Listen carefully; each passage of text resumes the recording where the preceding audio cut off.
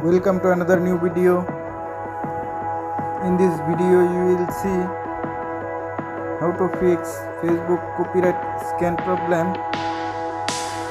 Please follow complete the process.